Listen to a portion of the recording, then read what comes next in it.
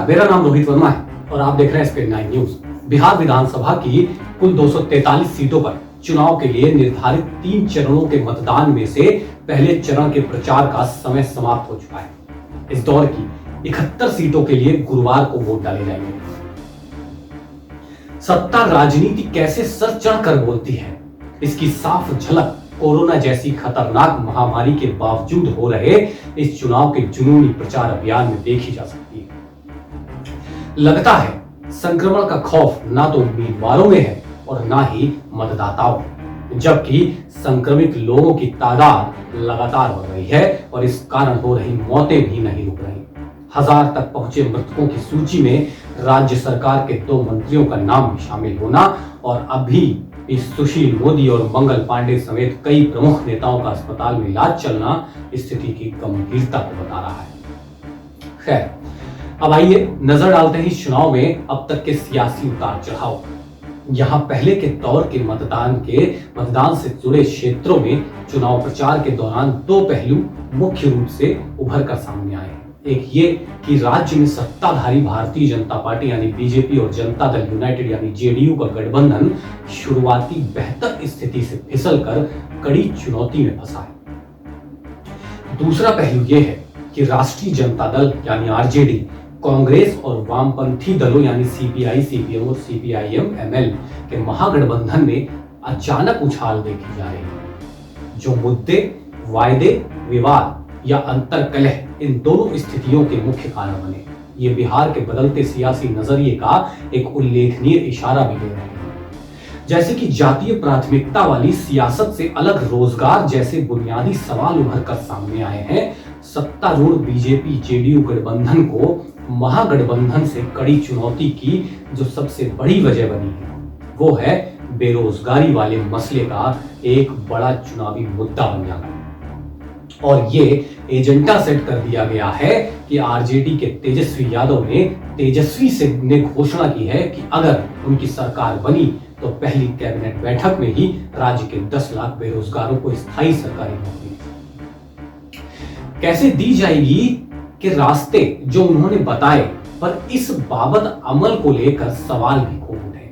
लेकिन जैसा कि चुनावी माहौल में कोई मुद्दा चल निकलता है, वैसे ही बेरोजगार युवाओं ने इसे हाथों हाथ लेकर तेजस्वी की सभाओं में भीड़ बढ़ाई है। उधर भाजपा पर इस चुनौती का गहरा असर हुआ है कि इस पार्टी ने भी 19 लाख लोगों को विभिन्न महकमों के तहत रोजगार के अवसर उपलब्ध कराने का ऐलान कर दिया। यहाँ ध्यान देने वाली बात यह है कि जब एक तरफ सरकारी नौकरी का वायदा और दूसरी तरफ रोजगार के अवसर का आश्वासन हो तो जाहिर है कि सरकारी नौकरी ही आकर्षण पैदा करेगी। तेजस्वी यादव की सभाओं में लालू यादव के बनाए मुस्लिम यादव समीकरण से जुड़ी यानी एमवाई समीकरण से जुड़ी भीड़ के अलावा वे तमाम श्रमिक भी जुटते हैं जो आरंभिक कोरोना लॉकडाउन में भारी मुसीबतें उठाकर अन्य प्रदेशों से अपने राज्य अपने घर आए पर बेरोजगारी झेलने को विवश हुए। हालांकि पिछड़े दलित वर्ग के उन लोगों का रुझान जेडीयू बीजेपी की तरफ ही दिखता है जिन्हें केंद्र और बिहार सरकार से मदद के रूप में नगद राशि के अलावा मुफ्त अनाज भी मिले। अति पिछड़ों और महादलित वर्ग से जुड़े मतदाताओं, खासकर महिला वोटरों के बीच नीतीश कुमार का असर अभी भी देखा जा सकता है। आरजेडी और वामपंथी दलों द्वारा अब तक के नीतीश और भाजपा विरोधी आक्रामक प्रचार ने 15 वर्षों की सत्ता के खिलाफ बने स्वाभाविक माहौल को और ताकत दे दी है। महागठबंधन की घटक कांग्रेस यहां थोड़ी कमजोर पड़ी है क्योंकि टिकट बंटवारे में गड़बड़ी से लेकर संगठनिक स्तर पर लचर तैयारी को लेकर पार्टी में ही कलह या विवाद जैसी स्थिति बनी। आप सोच सकते हैं कि काफी दबाव बनाकर महागठबंधन में 70 सीटों की साझेदारी लेने वाली कांग्रेस अगर ठीक सीटें जीत पाने में पिछड़ जाएगी तो सत्ता पर पहुंचने में महागठबंधन को कितनी मुश्किल पेश आएगी। ये आशंका राष्ट्रीय जनतांत्रिक गठबंधन यानी एनडीए के लिए एक बड़ी राहत वाली बात मानी जा रही है।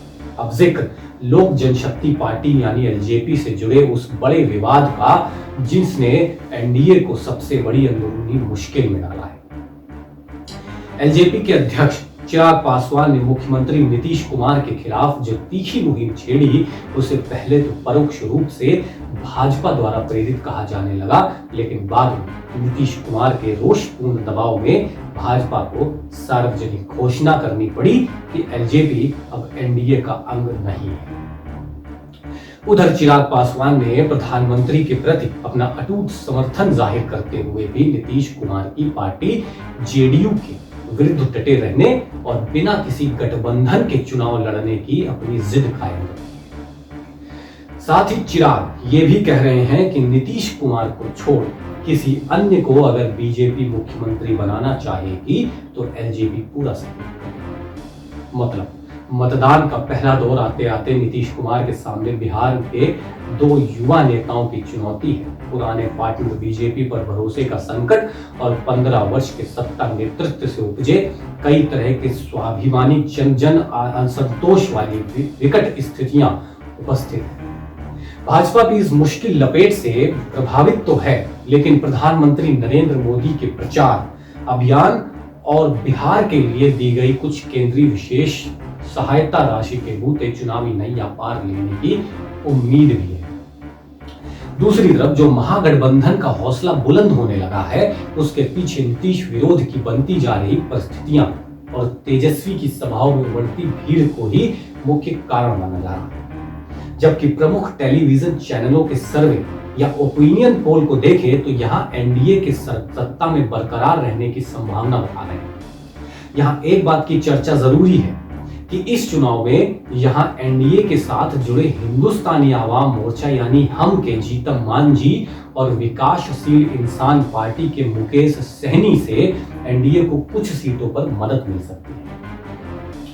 उधर राष्ट्रीय लोक समता पार्टी के उपेंद्र कुशवाहा के साथ बहुजन समाज पार्टी और एआईएमआईएम के असदुद्दीन ओवैसी का गठबंधन कुछ सीटों पर महागठबंधन के वोट काटने और कुछ सीटों पर जीत भी दर्ज करने जैसे आसार दिख रहे हैं।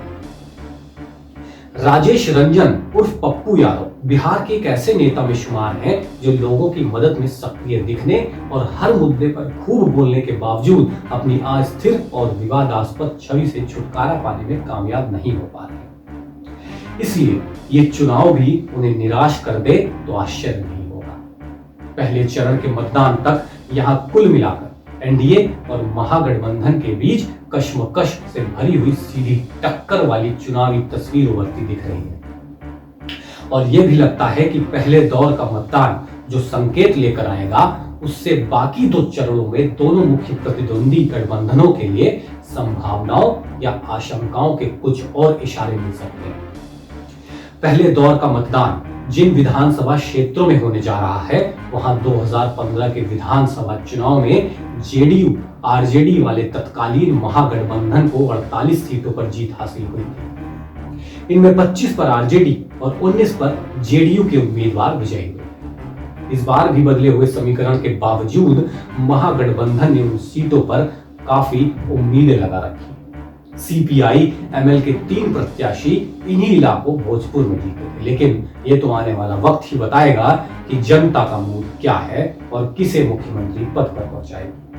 अगर आपको ये वीडियो पसंद आया है तो इसे लाइक करें और इस पे कमेंट भी करें। नमस्कार।